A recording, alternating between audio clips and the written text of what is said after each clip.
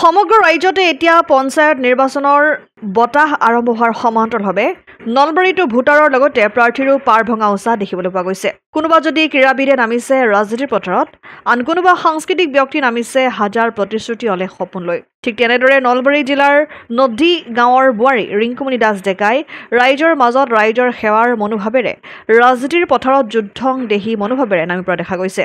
2001 চনত ডিব্ৰুগড় জিলাৰ কেন্দ্ৰীয় বিহুত বিহু সম্ৰাজ্ঞী বঁটা পাবলৈ সক্ষম হোৱা ৰিংকুমণিয়ে ধৰ্মপুৰ জিলা পৰিষদৰ কংগ্ৰেছ দলৰ পৰা জিলা পৰিষদৰ সদস্য হিচাপে প্ৰতিদ্বন্দ্বিতা কৰাৰ সুযোগ গ্ৰহণ কৰে।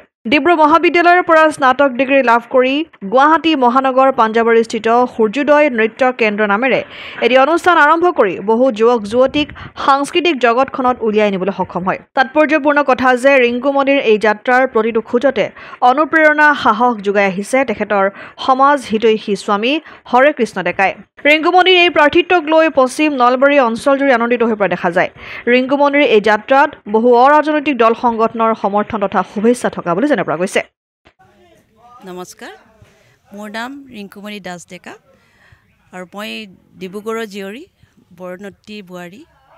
গতিকে মই আগবাঢ়িছোঁ কংগ্ৰেছৰ হৈ জিলা পৰিষদ খেলিবলৈ আৰু সভাপতিয়ে মোক চিলেক্ট কৰিছে আৰু আমাৰ কংগ্ৰেছৰ যিখিনি কৰ্মকৰ্তা আছে তেখেতসকলেও মোক চিলেক্ট কৰিছে, চইচ কৰিছে যে মই কৰিব পাৰিম বা খেলিব পাৰিম, আগবাঢ়িব পাৰিম।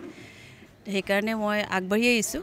গতিকে এতিয়া সকলো ৰাইজক বিনম্ৰ অনুৰোধ, তেওঁলোকে যাতে মোক সহায় কৰে আৰু আশীৰ্বাদ দিয়ে, মই যাতে ভালকৈ আগবাঢ়ি যাব পাৰোঁ, তেওঁলোকৰ হৈ কাম কৰিব পাৰোঁ।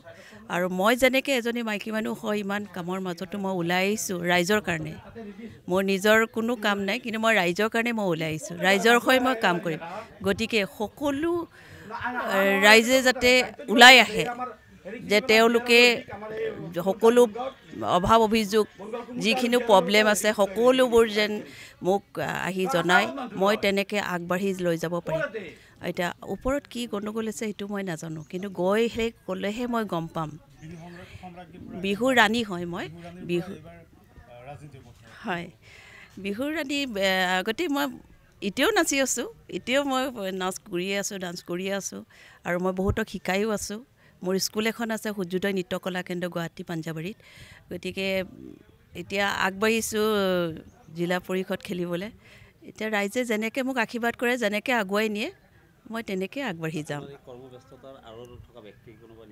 মোৰ স্বামী আছে, মোৰ স্বামীয়ে গোটেইখিনিয়ে মোক আগুৱাই নিছে। মই ইমান কথা ক'ব নাজানো, কিন্তু তথাপিও যিখিনি কৈছোঁ সেইখিনি কিবা যদি ভুল হয় সকলোৱে যেন মোক ক্ষমা কৰে। অসম আদিত্য, নলবাৰী। NKS হুণ্ডাইলৈ স্বাগতম। নৰ্থ ইষ্টৰ প্ৰথম GDSI 2.0 ফিচাৰ্ছ ডিলাৰ হৈছে NKS হুণ্ডাই। অত্যাধুনিক সা সুবিধাৰে তৈয়াৰী মষ্ট আপডেটেড হুণ্ডাই ডিলাৰ এতিয়া ডিব্ৰুগড়ত। আমাৰ NKS হুণ্ডাই ডিলাৰত open sales consulted room, customer ৰুমৰ লগতে পুৰণি গাড়ীৰ এক্সচেঞ্জ ফেচিলিটিও ৰখা হৈছে। ইয়াত চেলছৰ লগতে ছাৰ্ভিচ ছেক্টৰৰ সুন্দৰ সুবিধা আছে। প্ৰয়োজনীয় সকলো এডভান্স টুলছ, হুইল বেলেন্সিং, এলাইনমেণ্টৰ অত্যাধুনিক machine, post hydraulic lift, fully train men পাৱাৰৰ লগতে nitrogen gas filling facility, fully automatic car washer ফেচিলিটিও আছে। লগতে NKS হুণ্ডাই ডিলাৰে কাষ্টমাৰসকলৰ সুবিধাৰ্থে মোবাইল ছাৰ্ভিচ ভেনৰো ব্যৱস্থা ৰাখিছে, য'ত হাইড্ৰলিক লিফ্ট, ৱাছিং facility, wheel balancing, tyre pressure check কৰাৰ লগতে বহুখিনি সুবিধাই উপলব্ধ আছে। NKS হুণ্ডাইলৈ আহক আৰু সুবিধাসমূহ গ্ৰহণ কৰক।